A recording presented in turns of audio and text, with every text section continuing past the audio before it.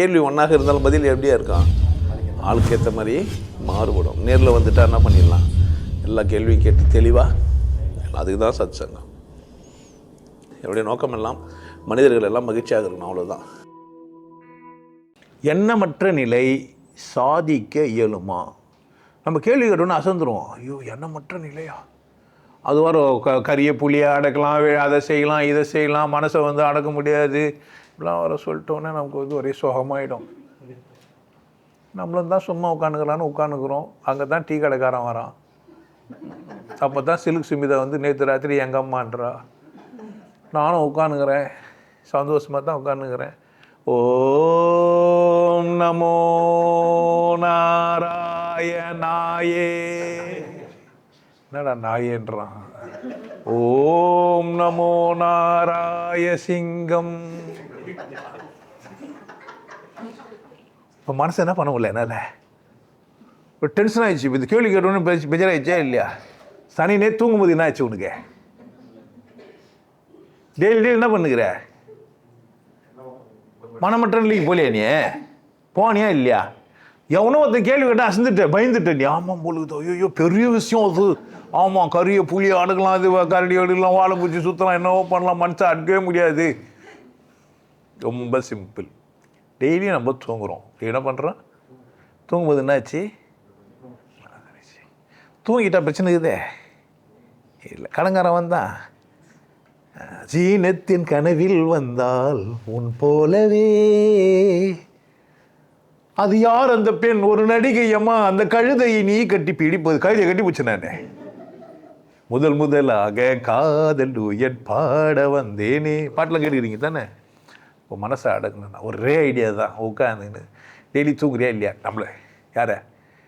ஆமாம் தூங்கிட்டேன். தூங்கும்போது என்னாச்சு? ஒன்றும் ஆகல, தூங்கு உட்காந்துக்கினேன்.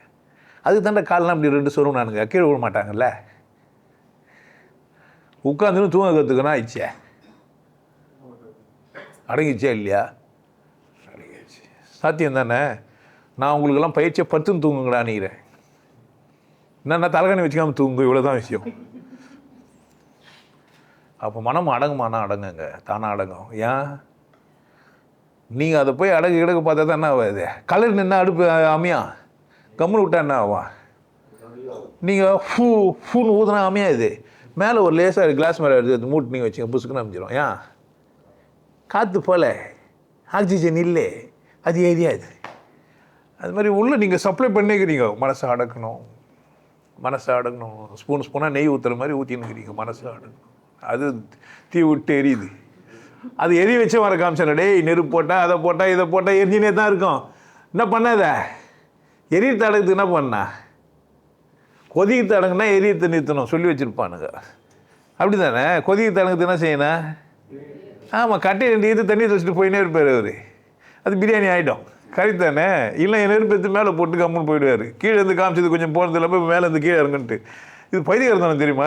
தட்டு போட்டு மேலே நெருப்பு வச்சா உள்ளே போக நினைக்கிறீங்க? நம்மளும் நினச்சிக்கிறோம் மூட்டு இது போட்டுக்கிறாங்க. அது என்ன தம் போட்டுக்கிறாங்க. அது எங்கே தம் ஆகும்? அது என்ன தம்மா இஷ்டுக்குது? அது என்னவோ பைத்தியத்தில் அதெல்லாம் கூட ஒன்று. மேலே நெருப்பு வச்சு மூணுனாக்கா உள்ளே வந்துடும் நினச்சிங்க. இதெல்லாம் சாத்தியம் இல்லாத வேலைங்க. அதெல்லாம் ஒரு தமாசில் ஒன்று தான். நெருப்பு எப்பவுமே எப்படி தான் இருக்கான்? மேலே தான், கீழே வராது.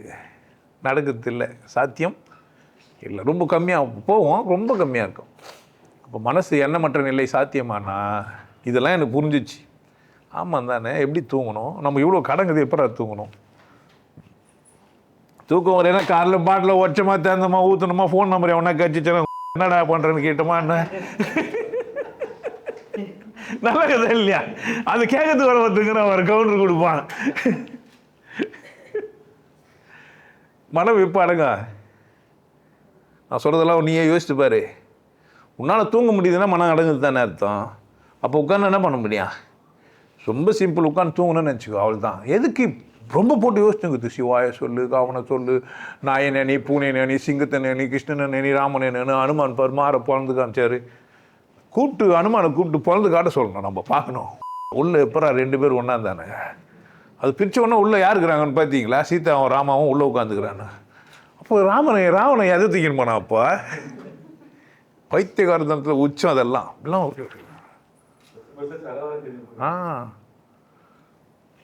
அதெல்லாம் ஏதோ ஒன்று சொல்லிக்கிறேன் நமக்கு தெரியல என்ன. அப்போ மனம் எப்போ அடங்கும் அப்படின்னா ரொம்ப ஈஸி, என்னால் தூங்க முடியுது. இதுக்கு மேலே சொல்லித்தர முடியுமான்னு தெரியல எனக்கு. தூங்க முடியுதுன்னா என்ன பண்ண உட்காந்துங்கண்ணே இப்போ எதுக்கு மனசை அடங்கணும் கிடங்கணுன்னு கொஞ்சம் தூங்கிடுவோம். இந்த சொன்னேன் ஒரு நாள் தூங்க மாட்டேன், மனசு அடங்கிட்டு இருக்கும், சாதிச்சிடுவேன். அதுதான் நான் நிறைய யோசித்தெல்லாம் அந்த பயிற்சியை குத்து வச்சுக்கிறேன். சாத்தியம்தான் மனம் அடங்குறது எப்போ? அதோட வயசு எவனை நினச்சாலும் மனம் அடங்காது. ஒன்றும்னா நம்ம பிதாவாகிய கர்த்தர் குமாரனாகிய இயேசு அமிச்சு உனக்காகவும் எனக்காகவும் பாடுகளை பட்டார், அவர் பேரில் எண்ணத்தை அடக்கு, அவ்வளோதான். மரியாவும் மாத்தாலாம் வருவாளுங்க, அந்த கல்லறையிலேருந்து கல்லை உருட்டினாங்கன்னுவாங்க. எத்தனை முறை காட்சி அளித்தார்னு ஒரு கேள்வி உள்ளேருந்து வரும். இது ஆயக்காரர்கள் பரிசேயக்காரர்கள்லாம் எத்தனை வாட்டி சொன்னாங்க. எத்தனை முறையாக காட்சி அமைச்சார் இயேசுநாதர்? ஒரே பிரச்சனை ஆகி தியானத்தை விட்டு ஓடி போய் அவன்மா அது ஏஐக்கிட்ட கேட்பேன், அது வேறு எதனா தகவல் சொல்லுவான்னு கேட்கும். முடிச்சிக்கவே மாட்டேங்குது. இது சொன்னமா போனோமா மதியம் முடிச்சிடும் இல்லை, நன்றினா கூட சரி வேறு எதனா தகவல் இருந்தால் கேளுங்க. அது மாதிரி ப்ரோக்ராம் பண்ணிட்டுறேன், எப்போ பதில் பண்ணிக்குது. வேறு என்ன இருந்தால் கேளுங்க. இந்த கடைங்களில் அணைச்சி போனால் வேறு என்ன பாரு பார்த்துக்கிறீங்களா, உப்பு கொடுங்க புளி கொடுங்க எது கொடுங்க வேறு அப்படின்னு வேறு இல்லை. அவள் தாங்க நம்மளும் வரக்கு விடுறது இல்லை. என் பொண்ணாட்டி அப்படி அவள் தான் சொல்லிட்டு 2 நிமிஷம் பார்த்து திரும்ப ஒன்றுன்னு சொல்லுவாள். ஒன்றும் பிரச்சனை இல்லைம்மா திரும்ப சொல்லுங்க விடுவார் அவரும். ஏன் இப்போ அப்படி கிடையாது. சூப்பர் மார்க்கெட்டில் வண்டி தண்ணி போய் நீ என்ன பண்ண வேறு வண்டி ஃபுல்லாகிட்டா கூட இன்னொரு வண்டி எத்தனை வேண்டியது தான். எத்தனை வந்து வீட்டில் ஏற்கனவே கடுகு இருக்கும், திரும்ப வந்து என்ன பண்ணணும் கடுகை பார்த்துக்கிங்களா? எத்தனை வீட்டில் புதுசாக கடுகு வாங்கிட்டு வந்துக்கிறாங்க. நீங்கள் அதுமாரி வாங்க மாட்டீங்களா? வாங்க இருக்கும் ஆனால் வாங்குவீங்க. புதுசு திறந்து போட்டு பழசு அப்படியே இருக்கும், காலிப்பட்டு தான். ஓ என்னவோ நமக்கு என்ன பார்த்தா மாதிரி எண்ணத்தை அடக்குறேன்ட்டு சொல்லி உட்காந்துட்டு உள்ள எதனா யோசிச்சுருந்தேன் கேட்க போகிறேன்.